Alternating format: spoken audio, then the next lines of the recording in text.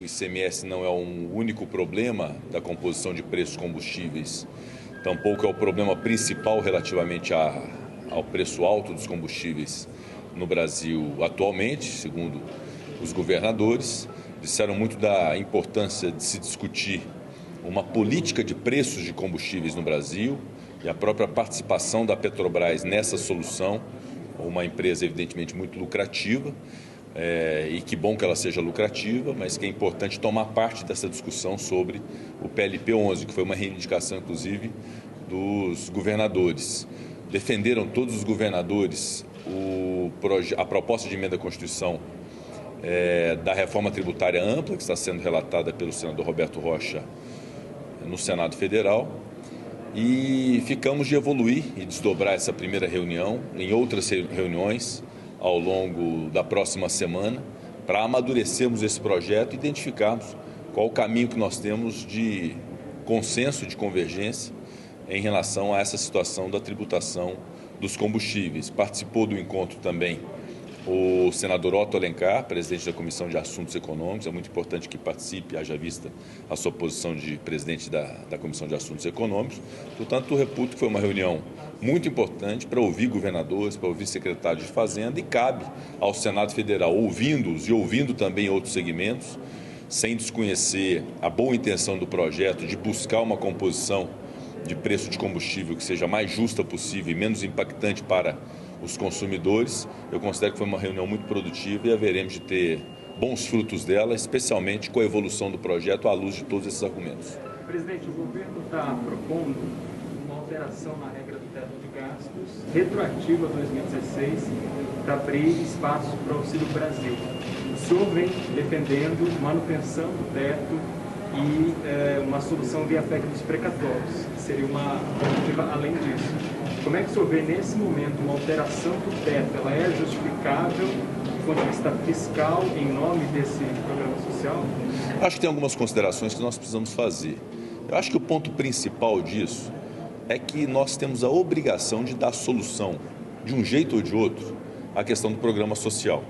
É preciso socorrer cerca de 17 milhões de pessoas, portanto 17 milhões de famílias, que precisam ter esse socorro através de um programa social que seja consistente e que possa minimamente atualizar a capacidade de compra, especialmente de itens da cesta básica, que elevaram muito os preços e precisa, portanto, haver uma correção desse programa social. É evidente que nós defendemos que esse programa social seja concebido, seja aprimorado, incrementado o seu valor dentro daquilo que todos nós pregamos sempre, que é a responsabilidade fiscal. Ou seja, a importância de encontrarmos a matemática e a equação capaz de inserir dentro do teto de gastos públicos esse programa social. E é o que se tem buscado fazer. A equipe do governo, do Ministério da Economia, hoje ontem recebi o ministro Paulo Guedes, hoje recebi o ministro João Roma e o ministro Ciro Nogueira, juntamente com o relator da proposta de emenda à Constituição na Câmara dos Deputados, que é o deputado Hugo Mota, muito competente, por sinal, que tem buscado dar essa nível de solucionar o programa social dentro do teto de gastos. O outro problema, que na verdade é um pressuposto para essa solução, é o problema dos precatórios. Precatório é dívida, tem que ser paga. No entanto, tem que se respeitar o teto de gastos que foi concebido desde 2016. Então, é atualizar o valor pago de precatórios até agora, pagar dentro do teto de gastos públicos e o saldo que não comportar dentro do teto de gastos públicos poder ser objeto de negócios jurídicos dos mais diversos.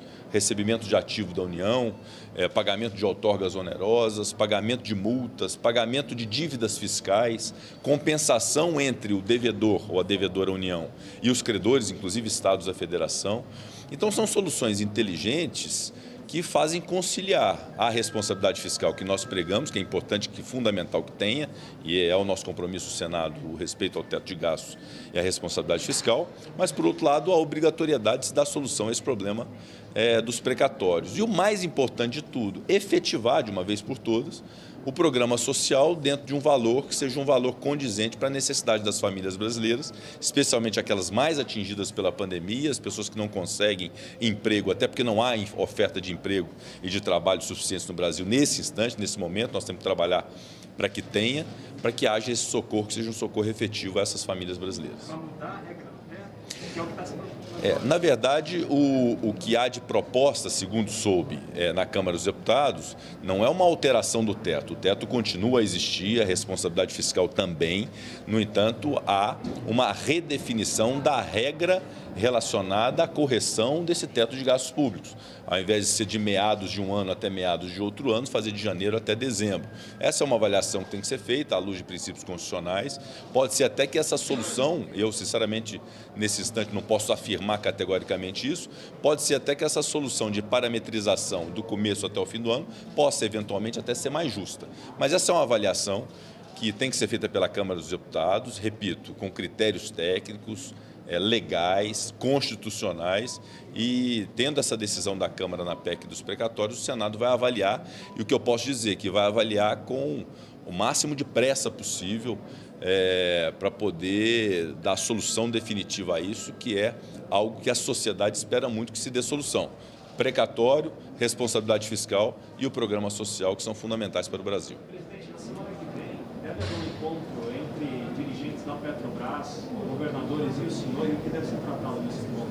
Na verdade, hoje, na reunião com os governadores, dado o apelo feito para que a Petrobras participasse dessa discussão, eu acho até muito legítimo, já que nós estamos ouvindo governadores, o seu secretário de Fazenda, que possamos ouvir a Petrobras, que muitos têm dito, inclusive eu, que tem que tomar parte desse problema.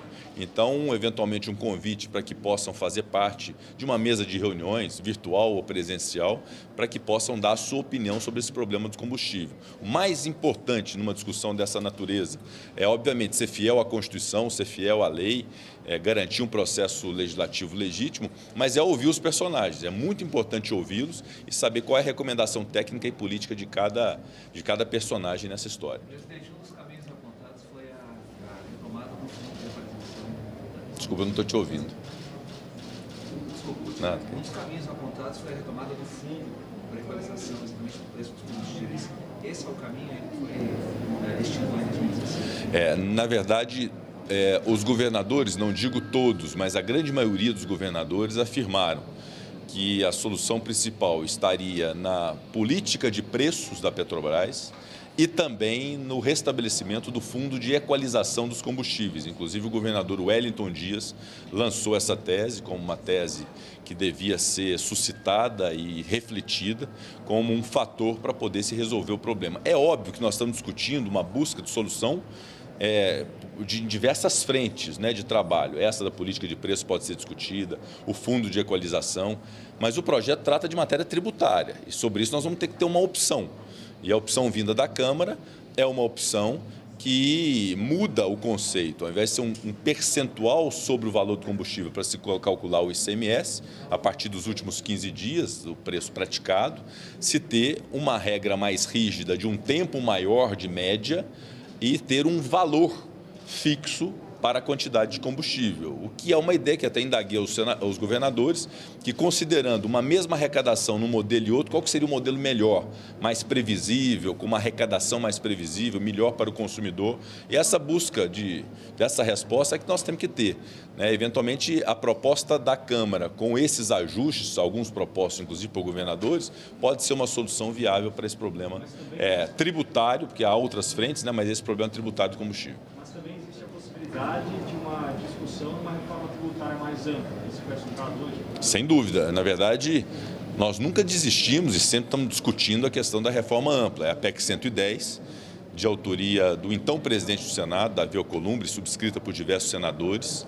Está na Comissão de Constituição e Justiça, que hoje é presidida pelo Davi Alcolumbre, relatada pelo senador Roberto Rocha. Roberto Rocha já apresentou o seu parecer e é bem considerável o apoio que essa PEC vem tendo da sociedade civil, dos setores produtivos, dos governadores, da Confederação Nacional dos Municípios, do próprio Ministério da Economia. O ministro Paulo Guedes esteve no Senado para poder render o apoio à PEC 110. Então, é um conjunto de apoios muito significativos que fazem com que essa PEC tenha uma sustentação de viabilidade e nós temos que discutir e buscar o caminho da sua aprovação na CCJ, eventualmente sua submissão ao plenário do Senado Federal ainda esse ano. É o que nós vamos buscar.